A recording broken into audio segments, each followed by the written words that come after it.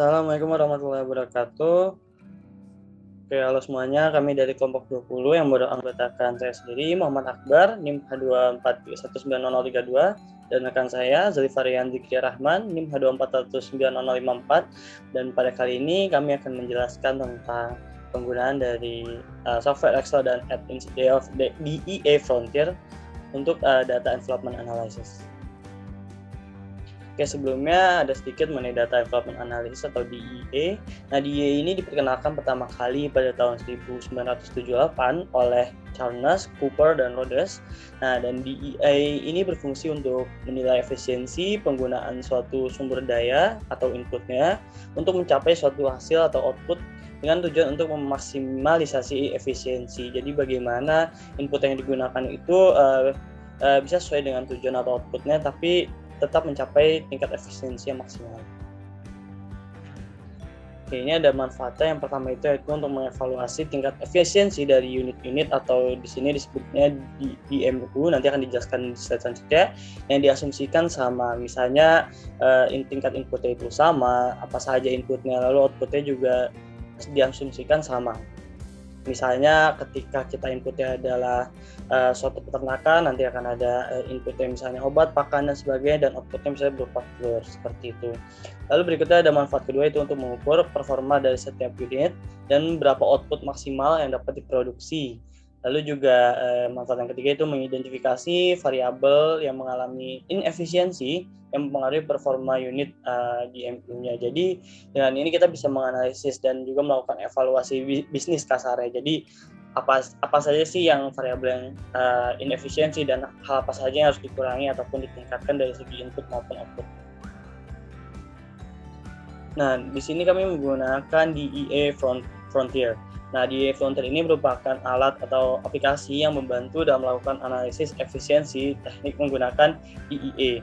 Nah, DEA Frontier ini merupakan add-ins atau extension penunjang software Excel sebagai alat untuk melakukan analisis efisiensi teknik. Jadi, mostly program yang kita gunakan adalah Excel, tapi kita akan menggunakan ekstensi dari DEA Frontier ini untuk memudahkan analisis efisiensi. Oke, di sini ada beberapa keyword yang harus diketahui lebih dulu. Yang pertama ada DMU atau Decision Making Unit. Ini tuh contohnya seperti perusahaan atau mungkin negara, bisa juga provinsi, kabupaten, kota, universitas, instansi, dan sebagainya. Lalu untuk berikutnya ada slack. Nah, slack ini merupakan tingkat input dan output yang dapat dikurangi atau ditambah untuk mencapai efisiensi dalam sebuah DMU. Nanti akan ada contohnya di proses pengerjaannya. Lalu berikutnya ada input atau output oriented. Jadi ketika kita mengerjakan DEA ini, variabel itu ada yang mengalami inefisiensi, yang mana nanti akan mempengaruhi performa unit dari DMU. Nah, kalau misalnya input oriented ini digunakan ketika kita ingin agar inputnya itu dapat ditekan. Nah, sedangkan kalau kita menggunakan output oriented itu digunakan ketika kita ingin maksimalkan tingkat outputnya, tapi tetap menjaga level input yang ada.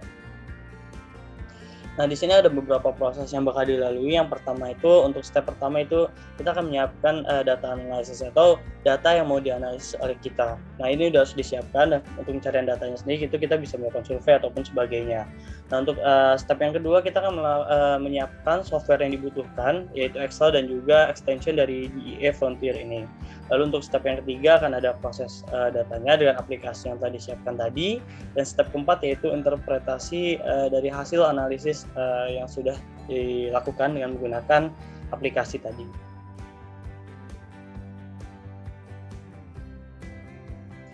Oke, selanjutnya untuk tahap selanjutnya yang kita perlukan adalah kita harus menyiapkan dulu aplikasi yang dibutuhkannya. Nah, karena Excel mayoritas mungkin setiap orang juga sudah miliknya, yang kita butuhkan adalah yang pertama ada DEA Frontier. Nah, kita bisa cari di sini dari Google dengan kata kunci DEA Frontier. Nah, di sini ada yang pertama muncul, ini bisa langsung diklik saja. Oke, di sini ada file yang bisa di-download. Kita download terlebih dahulu filenya. Nah, ketika selesai di-download, nanti akan muncul di download kita, dan ini bisa kita langsung ekstrak saja filenya.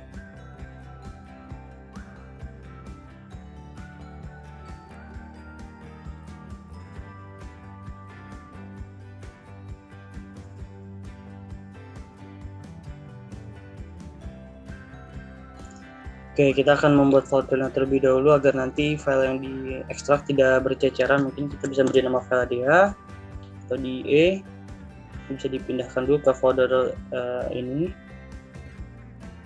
Nah, kita bisa langsung ekstrak file atau zip dari DE ini, DE Frontier. Nah, di sini ada beberapa file. Nah, ini semua file yang bisa kita copy.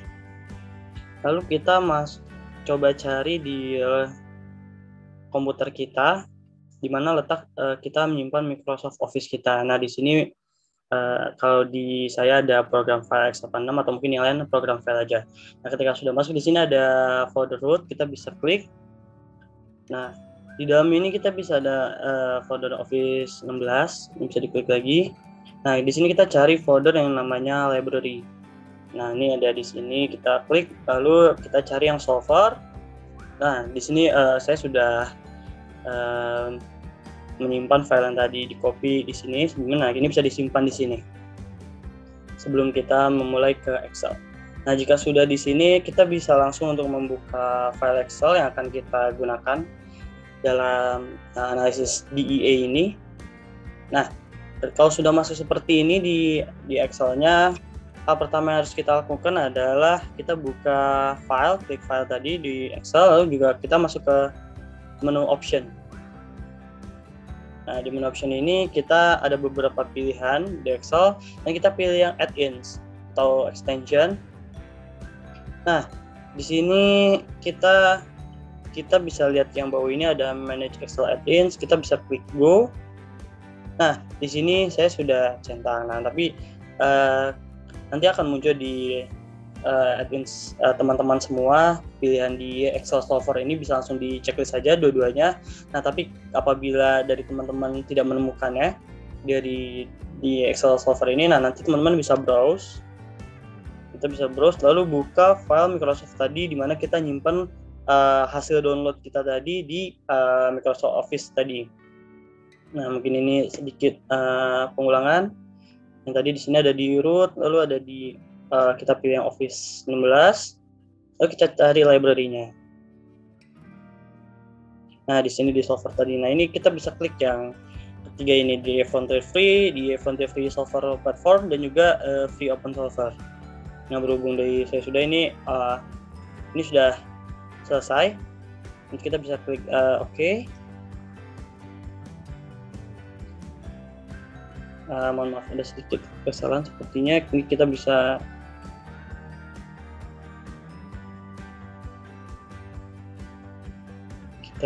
go. Ini kita centang ulang. Oke, mungkin karena di laptop ini sudah pernah diinstal, nanti akan beberapa pilihan instalasi. Nanti ketika diminta password, kita bisa klik OK saja, dan kalau dimintakan tidak ada passwordnya, nanti di cancel aja.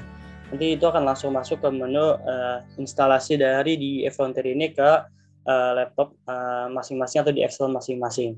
Nah, nanti tandanya ketika memang add-ins ini sudah masuk, nanti di sini akan ada, kita harus menunggu beberapa saat, lalu di sini akan ada tambah pilihan baru yaitu add-ins. Nah, ini sebelumnya tidak ada. Nah, di sini ada pilihan. Nah, ini ada development mode. Nah, ketika emang sudah masuk ke sini, berarti instalasi di IE Frontier teman-teman di Excel sudah selesai, dan kita bisa lanjut ke bagaimana pengaplikasiannya di data yang akan digunakan atau dianalisis menggunakan DEA. Oke, untuk selanjutnya itu pengaplikasiannya. Di sini kita akan langsung saja ke bagian add-ins, karena kita sudah memiliki data-data yang tadi, yaitu data decision making unitnya peternakan 1-20. Ini kita buat saja dari 1-20 berserta luas lahan, tenaga kerja, pakan, obat, dan indukannya serta outputnya yang terakhir. Dan di tengah-tengah antara input tadi dan output kita kasih space satu baris satu kolom saja. Lalu kita menuju ke add-ins. Nah, di sini ada DEA. Kemudian kita ke envelopment model. Nah, lalu kita untuk model orientation-nya kita input oriented ya untuk kali ini, dan untuk frontier type-nya itu written to scale-nya itu adalah CRS. Kenapa kita menggunakan CRS? Karena menggunakan CRS itu lebih mudah, di mana jika input kita dinaikkan sebesar 100%, maka output akan bertambah sesuai input yang akan kita tambahkan.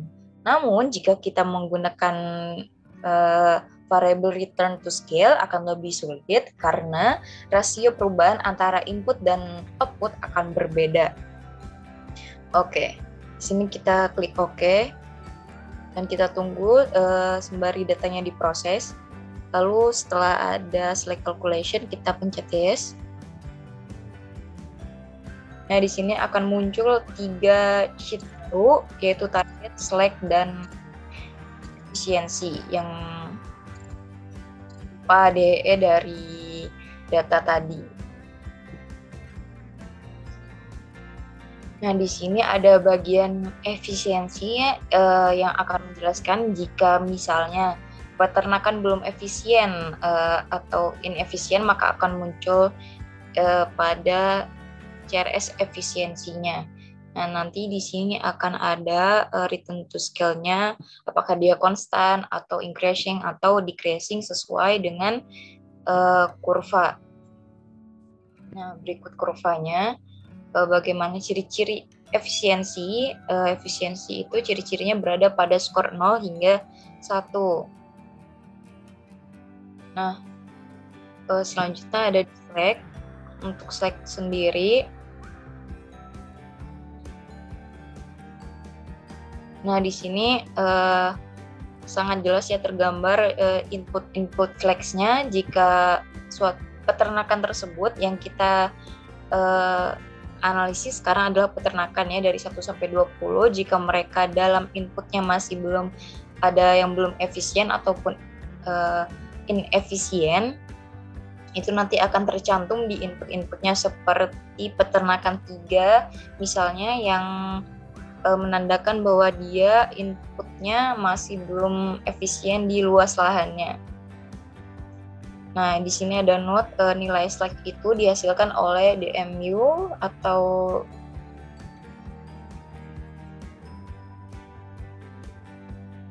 DMU ini adalah decision making unit yang efisien.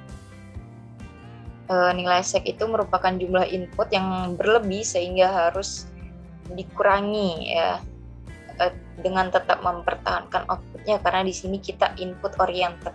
Jadi jumlah inputnya berlebih dapat kita lihat dari sini ada input luas lahan yang berlebih di peternakan 3 karena dia memang belum efisien atau inefisien. Ada tenaga kerjanya juga mereka belum efisien dan harus dikurangi beserta pakannya. Nah, jika kita berorientasi pada output, maka output select ini yang di sini akan terisi. Karena kan ini kan kita di sini 0 ya. Nah, jika kita berorientasi pada output bukan input seperti tadi, output select itu dapat terisi, yang berarti bahwa penambahan output yang dapat dicapai dengan penggunaan input yang tetap. Nah, apabila kita berorientasi pada input seperti saat ini, maka kita akan fokus pada input select untuk interpretasi hasil analisisnya. Untuk input oriented ini kita bertujuan untuk memaksimumkan penggunaan input. Nah, di sini seperti yang sudah dijelaskan sebelum-sebelumnya, select itu merupakan kelebihan penggunaan input sehingga perlu dikurangi agar efisien kerja operasi dari perusahaan tersebut. Nah, di sini ada target. Target ini akan menjelaskan tentang efisien input target. Jadi berapa input yang efisien untuk digunakan pada perusahaan tersebut dalam proses produksinya. Kita sudah mendapatkan analisisnya dari sini, termasuk luas lahan, tenaga kerja, pakan, obat, dan indukan. Nah, di sini juga udah ada efisien output target. Nah, kita kembali lagi ke bagian select ya. Oke. Nah, di bagian efisiensi ini kita kita coba ambil contoh di peternakan 3, mereka itu memiliki skor efisiensi sebesar 0,99, sebenarnya hampir merambah ke 1 ya, tapi belum 1. Jadi kita bisa bilang bahwa dia belum efisien atau inefisien. Nah, mereka itu memiliki efisiensi sebesar 0,99 atau setara dengan 99%, yang berarti belum efisien, karena skor efisien itu adalah 1 atau 100%. Peternakan 3 itu berada pada posisi increasing yang berarti kurva produksi mereka sedang naik dari output maksimum. Itu digambarkan dari kurva yang tadi. Nah, jika yang konstan seperti peternakan 1, 2, 4, 5 dan sebagainya, konstan itu mereka berarti berada pada kondisi ketika kurva sedang berada di atas dan berada pada titik output maksimumnya, atau pada peternakan yang 6 dan 9 itu mereka pada kondisi decreasing atau mereka berada pada posisi kurva produksi yang sedang turun dari output maksimumnya. Oke, untuk slide mungkin kita interpretasikan di sini peternakan 3 berada pada kondisi inefisiensi atau tidak berada dalam kondisi efisien karena adanya kelebihan luas lahan. Mereka kelebihan luas lahan sebesar 8 meter persegi dan kelebihan tenaga kerja juga sebesar besaran hari orang kerja ya, HOK, di mana saya jelaskan sedikit, HOK itu merupakan satuan tenaga kerja yang pada umumnya dihitung dengan jumlah 6-8 jam kerja per harinya, termasuk 1 jam istirahat di dalamnya. Jadi di sini mereka kelebihan 70 hari tenaga kerja dalam satuan HOK, dan mereka juga kelebihan pakan 45 kg. Sehingga perlu dikurangi agar peternakan 3 tersebut dapat berada pada kondisi yang efisien. Begitu pula peternakan 6 yang kelebihan tenaga kerja dan pakan, peternakan 8 yang kelebihan luas lahan, tenaga kerja dan pakan. Sehingga mereka pada kondisi tersebut perlu mengurangi input select mereka agar berada di pada kondisi yang efisien. Oke, mungkin sekian dulu tutorial dari kami tentang data envelopment analysis. Kurang lebihnya mohon maaf. Wassalamualaikum warahmatullahi wabarakatuh.